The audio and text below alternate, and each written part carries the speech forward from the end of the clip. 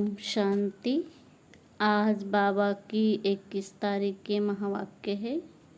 सार में बाबा सुनाए, मीठे बच्चे, पावन बनने का एकमात्र उपाय है बाप की याद की मेहनत ही अंत में काम आएगी। मीठे बच्चे, पावन बनने का एकमात्र उपाय है बाप की याद की मेहनत ही अंत में काम आएगी।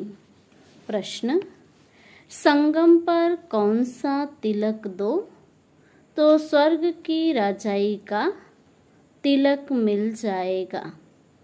उत्तर, संगम पर यही तिलक दो कि हम आत्मा बिंदी हैं, हम शरीर नहीं। अंदर में यही खोटते रहो कि हम आत्मा हैं, हमें बाप से वर्षा लेना है। बाबा भी बिंदी है, हम भी बिंदी है। इस तिलक से स्वर्ग की राजाई का तिलक प्राप्त होगा। बाबा कहते हैं, मैं गारंटी करता हूँ, तुम याद करो तो आधा कल्प के लिए रोने से छूट जाएंगे। ओम शांति।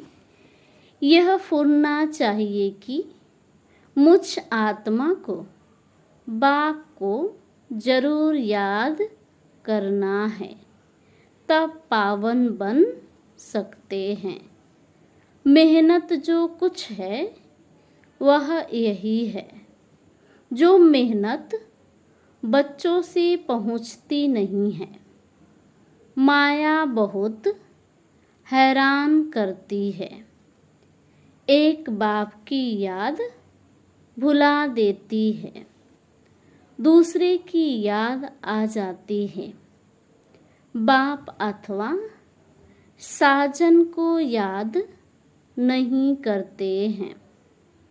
ऐसे साजन को तो हम कम से कम 8 घंटा याद करने की सर्विस देनी है। अर्थात साजन को मदद देनी है याद करने की, अथवा बच्चों को बाप को याद करना चाहिए। यह है बहुत बड़ी मेहनत। गीता में भी है, मन मनाफो। बाप को याद करते रहो, उठते बैठते चलते फिरते एक बाप को ही याद करते रहो और कुछ भी नहीं। पिछाड़ी को यह याद ही काम आएगी। अपने को आत्मा अशरीरी समझो। अब हमको वापिस जाना है। यह मेहनत बहुत करनी है। सवेरे स्नान आदि करके फिर एकांत में ऊपर छत पर वहाँ हाल में आकर बैठ जाओ। जितना एकांत हो उतना अच्छा है। हमेशा यही ख्याल करो कि हमको बाप को याद करना है, बाप से पूरा वर्षा लेना है। यह मेहनत हर 5000 वर्ष बाद तुमको करनी पड़ती है। सतयुग, त्रेता, द्वापर, कलयुग, कहाँ भी तुमको यह मेहनत नहीं करनी पड़ेगी। इस संगम पर ही तुमको बाप कहते हैं कि मुझे याद करो।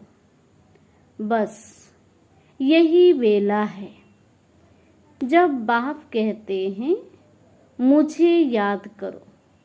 बाप आते भी संगम पर हैं और कभी बाप आते ही नहीं। तुम भी नंबरवार पुरुषार्थ अनुसार जानते हो। बहुत बच्चे बाप को भूल जाते हैं, इसलिए बहुत धोखा खाते हैं। रावण बहुत धोखेबाज है। आधा कल्प का यही दुश्मन है। इसलिए बाप कहते हैं, रोज सवेरे उठकर यह विचार सागर मंथन करो और यही चार्ट रखो। कितना समय हमने बाप को याद किया, कितनी जंक उतरी होगी। सारा मदार याद के ऊपर है। बच्चों को पूरी कोशिश करनी है। अपना पूरा वर्षा पाने के लिए नर से नारायण बनना है। यह है सच्ची सत्य नारायण की कथा। बाप भक्त लोग पूर्णमासी के दिन सत्यनारायण की कथा करते हैं। अभी तुम जानते हो 16 कला संपूर्ण बनना है। वह बनेंगे सत्य बाप को याद करने से। बाप है श्रीमत देने वाला। बाप कहते हैं, गृहस्थ व्यवहार में रहो, धंधा दोरी आदि कुछ भी करो, बाप को याद जरूर करना है और पावन बनना है। बस याद नहीं करेंगे तो रावण से कहाँ न कहाँ धोखा खाते रहेंगे। इसलिए मूल बात समझाते हैं, याद की। शिव बाबा को याद करना है। देह सहित देह के जो भी संबंधी हैं उनको फूल, अपने को आत्मा निश्चय करो। बाप बार बार समझाते हैं, अपने को आत्मा समझ बाप को याद करना है। नहीं तो फिर अंत में बहुत बहुत पछताएंगे, बहुत धोखा खाएंगे। कोई ऐसा जोर से थप्पड़ लगेगा जो माया एकदम काला मुंह करा देगी। बाप आए हैं गोरा मुंह बनाने। इस समय सब एक दो का काला मुंह करते रहते हैं। गोरा बनाने वाला एक ही बाप है, जिसकी याद से तुम गोरे स्वर्ग के मालिक बनेंगे। यह है ही पतित दुनिया। बाप आते ही हैं पतितों को पावन बनाने। बाकी तुम्हारे धंधे धोरी आदि से बाबा का कोई संबंध नहीं है। शरीर निर्वाह अर्थ तुमको जो करना है सो करो। बाप तो सिर्फ कहते हैं मन मनाओ। तुम कहते भी हो हम कैसे पावन दुनिया का मालिक बने। बाप कहते हैं सिर्फ मुझे याद करो बस, और कोई उपाय पावन बनने का है नहीं। कितना भी दान पुण्य आदि करे, कितनी भी मेहनत करे, चाहे आग से आते जाते रहे, कुछ भी काम नहीं आ सकता सिवाय एक बाप की याद के। बहुत सिंपल बात है। इसको कहा जाता है सहज योग। अपने से पूछो, हम अपने मीठे मीठे बाप को सारे दिन में कितना याद करते हैं। नींद में तो कोई पाप नहीं होते, अशरीरी हो जाते। बाकी दिन में बहुत पाप होते रहते हैं और पुराने पाप भी बहुत हैं। मेहनत करनी है याद की। यहाँ आते हो तो यह मेहनत करनी है। बाहर के बाह्यात संकल्पों को उड़ा दो, नहीं तो वायुमंडल बड़ा खराब कर देते हैं। घर के खेती बाड़ी के ख्यालात चलते रहते हैं। कभी बच्चे याद पड़ेंगे, कभी गुरु की याद आएगी। संकल्प चलते रहेंगे तो वायुमंडल को खराब कर देंगे। मेहनत नहीं करने वाले विघ्न डालते हैं। यह इतनी महीन बातें हैं, तुम भी अभी जानते हो, फिर कभी नहीं जानेंगे। बाप अभी ही वर्षा देते हैं, फिर आधा कल्प के लिए निश्चिंत हो जाते हैं। लौकिक बाप के फुरने यानी ख्यालात और बेहद बाप के फुरने में कितना अंतर है।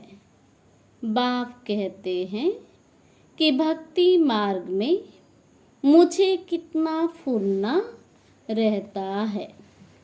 भगत कितना घड़ी घड़ी याद करते हैं। सतयुग में कोई भी याद नहीं करते।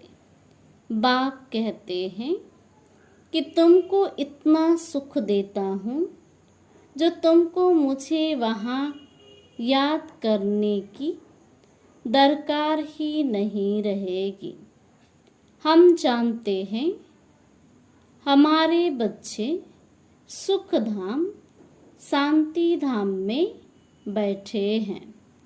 दूसरा कोई मनुष्य समझ न सके। ऐसे बाप में निश्चय बुद्धि होने में माया विघ्न डालती है। बाप कहते हैं कि सिर्फ मुझे याद करो तो तुम्हारे में जो अलाय पड़ गई है, चांदी तांबा लोहा, वह निकल जाएगी। गोल्डन एज से सिल्वर एज में, गोल्डन एज से सिल्वर में आने से भी 2 कला कम होती है। यह बातें तुम सुनते और समझते हो। जो सच्चा ब्राह्मण होगा उनको अच्छी रीति बुद्धि में बैठेगा, नहीं तो बैठेगा नहीं। याद टिकेगी नहीं। सारा मदार बाप को याद करने पर है। बार बार कहते हैं बच्चे बाप को याद करो। यह बाबा भी कहेंगे शिव बाबा को याद करो। शिव बाबा खुद भी कहेंगे मुझ बाप को याद करो। आत्माओं को कहते हैं हे बच्चों, वह निराकार परमात्मा भी आत्माओं को कहेंगे। मूल बात ही यह है, कोई भी आए तो उनको पहले पहले बोलो कि अल्प को याद करो और कोई टिक टिक नहीं करनी है। सिर्फ बोलो अपने को आत्मा समझ बाप को याद करो। यही अंदर खोटना है। हम आत्मा हैं, गाते भी है ना। तुलसीदास चंदन घी से तिलक देते रघुवीर। तिलक कोई स्थूल थोड़ी है। तुम समझते हो कि तिलक वास्तव में इस समय का यादगार है। तुम याद करते रहते हो, गोया रजाई का तिलक देते हो। तुमको रजाई का तिलक मिलेगा, डबल सिरताज बनेंगे। रजाई का तिलक मिलेगा अर्थात स्वर्ग के महाराजा महारानी बनेंगे। बाप कितना सहज बताते हैं। बस सिर्फ यह याद करो, हम आत्मा हैं, शरीर नहीं। हमको बाप से वर्षा लेना है। तुम जानते हो हम आत्मा बिंदी मिसल हैं, बाबा भी बिंदी है। बाबा ज्ञान का सागर, सुख का सागर है। वह हमको वरदान देते हैं। इनके बाजू में आकर बैठते हैं। गुरु अपने शिष्य को बाजू में बिठाए सिखाते हैं। यह भी बाजू में बैठे हैं। बच्चों को सिर्फ कहते हैं अपने को आत्मा समझो, मामेकम याद करो। सतयुग में भी तुम अपने को आत्मा समझते हो, परंतु बाप को नहीं जानते हो। हम आत्मा शरीर छोड़ते हैं, फिर दूसरा लेना है। ड्रामा अनुसार तुम्हारा पाठ ही ऐसा है, इसलिए तुम्हारी आयु वहाँ बड़ी रहती है, पवित्र रहते हो। सतयुग में आयु बड़ी रहती है, कलयुग में छोटी हो जाती है। वहाँ है योगी, यहाँ है भोगी। पवित्र होते हैं योगी। वहाँ रावण राज्य ही नहीं है, आयु बड़ी रहती है। यहाँ आयु कितनी छोटी होती है। इसको कर्म भोग कहा जाता है। वहाँ अकाले मृत्यु कभी होता नहीं। तो बाप कहते हैं कि बाप को पहचानना है तो श्रीमत पर चलो। एक बाप को याद करो, अपने को आत्मा समझो। हमको अब जाना है, यह शरीर छोड़ना है। बाकी टाइम सर्विस में लगाना है। तुम बच्चे बहुत गरीब हो, इसलिए बाप को तरस पड़ता है। तुम बुढ़िया कुब्जाएं आदि को कोई तकलीफ नहीं देते हैं। बूढ़ी को कुब्जा कहा जाता है। बूढ़ियों को समझाया जाता है, बाप को याद करो। तुमसे कोई पूछे कहाँ जाती हो, बोलो गीता पाठशाला में जाते हैं। यहाँ तो वह कृष्ण की आत्मा 84 जन्म ले अभी बाप से ज्ञान ले रही है। बच्चे प्रदर्शनी आदि पर कितना खर्चा करते हैं, लिखते भी हैं फलाना अच्छा प्रभावित हुआ, परंतु बाबा कहते हैं एक भी ऐसे नहीं लिखता कि बरोबर इस समय बेहद का बाप इस ब्रह्मा तन में आया हुआ है। उससे ही स्वर्ग का वर्षा मिल सकता है। बाबा समझ जाते हैं कि एक दो को भी निश्चय नहीं हुआ है, सिर्फ प्रभावित होते। यह ज्ञान बहुत अच्छा है। सीढ़ी ठीक रीति से दिखाई है, परंतु खुद योग में रह तमो प्रधान से सतो प्रधान बने, वह नहीं करते। सिर्फ कहते हैं समझानी बहुत अच्छी है परमात्मा से वर्षा पाने की, परंतु खुद पाए वह नहीं। कुछ भी पुरुषार्थ नहीं करते हैं। प्रजा ढेर बनेगी, बाकी राजा बने वह मेहनत है। हर एक अपने दिल से पूछे कि हम कहाँ तक बाप की याद में हर्षित रहते हैं। हम फिर से 100 देवता बनते हैं।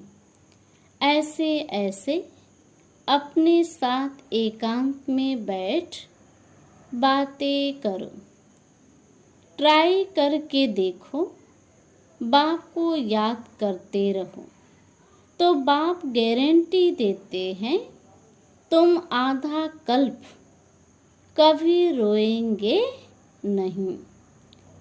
अभी तुम कहते हो बाबा आकर हमको रावण माया पर जीत पहनाते हैं। जो जितनी मेहनत करते हैं अपने लिए ही करते हैं। फिर तुम आएंगे नई दुनिया में।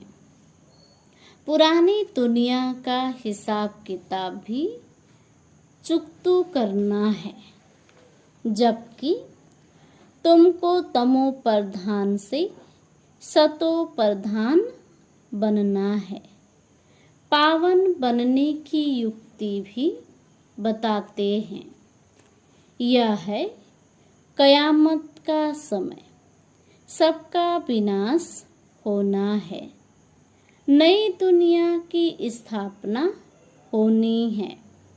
तुम जानते हो हम इस मृत लोक में यह शरीर छोड़ फिर नई दुनिया अमर लोक में आएंगे। हम पढ़ते ही हैं नई दुनिया के लिए, और कोई ऐसी पाठशाला नहीं जहाँ भविष्य के लिए पढ़ाते हो। हाँ, जो बहुत दान पुण्य करते हैं तो राजा के पास जन्म लेते हैं। गोल्डन स्पून इन माउथ कहा जाता है। सतयुग में तुमको मिलता है। कलयुग में भी जो राजाओं के पास जन्म लेते हैं उनको भी मिलता है। फिर भी यहाँ तो अनेक प्रकार के दुख रहते हैं। तुमको तो भविष्य 21 जन्मों के लिए कोई दुख नहीं होगा। कभी बीमार नहीं पड़ेंगे। गोल्डन स्पून इन स्वर्ग। यहाँ है आधा कल्प के लिए रजाई। तुम्हारी है 21 जन्म के लिए। बुद्धि से अच्छी रीति काम लेना है, फिर समझाना है। ऐसे नहीं कि भक्ति मार्ग में राजा नहीं बन सकते हैं। कोई कॉलेज अथवा हॉस्पिटल बनाते हैं तो उनको भी एवजा मिलता है। हॉस्पिटल बनाते हैं तो दूसरे जन्म में अच्छी तंदुरुस्ती रहेगी। कहते हैं ना, इनको सारी आयु में बुखार भी नहीं हुआ। बड़ी आयु होती है। बहुत दान आदि किया है। हॉस्पिटल आदि बनाते हैं तब आयु बढ़ती है। यहाँ तो योग से तुम एवर हेल्दी वेल्दी बनते हो। योग से तुम 21 जन्मों के लिए साफा पाते हो। यह तो बहुत बड़ी हॉस्पिटल, बहुत बड़ी कॉलेज है। बाप हर बात अच्छी रीति समझाते हैं। बाप कहते हैं, जिसको जहाँ मज़ा आए, जहाँ दिल लगे, वहाँ जाकर पढ़ाई पढ़ सकते। ऐसे नहीं कि हमारे सेंटर पर आए, इनके पास क्यों जाते हैं। नहीं, जिसको जहाँ चाहिए वहाँ जाए। बात तो एक ही है। मुरली पढ़कर सुनाते हैं, वह मुरली यहाँ से जाती। फिर कोई विस्तार से अच्छा समझाते हैं, कोई सिर्फ पढ़कर सुनाते हैं। भाषण करने वाले अच्छी ललकार करते होंगे। कहाँ भी भाषण हो, पहले पहले बताओ। शिव बाबा कहते हैं, अपने को आत्मा समझ मुझ बाप को याद करो, तो तुम्हारे विकर्म विनाश होंगे और पावन दुनिया का मालिक बनेंगे। कितना सहज समझाते हैं। अच्छा, मीठे मीठे सिकिल्धे बच्चों प्रति माता पिता बाप दादा का याद प्यार और गुड मॉर्निंग। रूहानी बाप की रूहानी बच्चों को नमस्ते। हम बच्चों की तरफ से रूहानी बाप दादा को नमस्ते नमस्ते नमस्ते, गुड मॉर्निंग। शुक्रिया बाबा, शुक्रिया। Thank you Baba, thank you. धारणा के लिए मुख्य सार। पहली पॉइंट, बाहर के वाहवात व्यर्थ ख्यालातों को छोड़ एकांत में बैठ याद की मेहनत करनी है। सवेरे सवेरे उठकर विचार सागर मंथन करना और अपना चार्ट देखना है। दूसरी पॉइंट, जैसे भक्ति में दान पुण्य का महत्व है, ऐसे ज्ञान मार्ग में याद का महत्व है। याद से आत्मा को एवर हेल्दी वेल्दी बनना है। अशरीरी रहने का अभ्यास करना है। वरदान, वाचा द्वारा ज्ञान रत्नों का दान करने वाले मास्टर नॉलेज फुल हो। वाचा द्वारा ज्ञान रत्नों का दान करने वाले मास्टर नॉलेज फुल हो। विस्तार, जो वाचा द्वारा ज्ञान रत्नों का दान करते हैं, उन्हें मास्टर नॉलेज फुल का वरदान प्राप्त होता है। उनके एक एक शब्द की बहुत वैल्यू होती है। उनका एक एक वचन सुनने के लिए अनेक आत्माएं प्यासी होती है। उनके हर शब्द में सेंस यानी सार भरा होता है। उन्हें विशेष खुशी की प्राप्ति होती है। उनके पास खजाना भरपूर रहता है, इसलिए वे सदा संतुष्ट और हर्षित रहते हैं। उनके बोल प्रभावित होते जाते हैं। वाणी का दान करने से वाणी में बहुत गुण आ जाता है।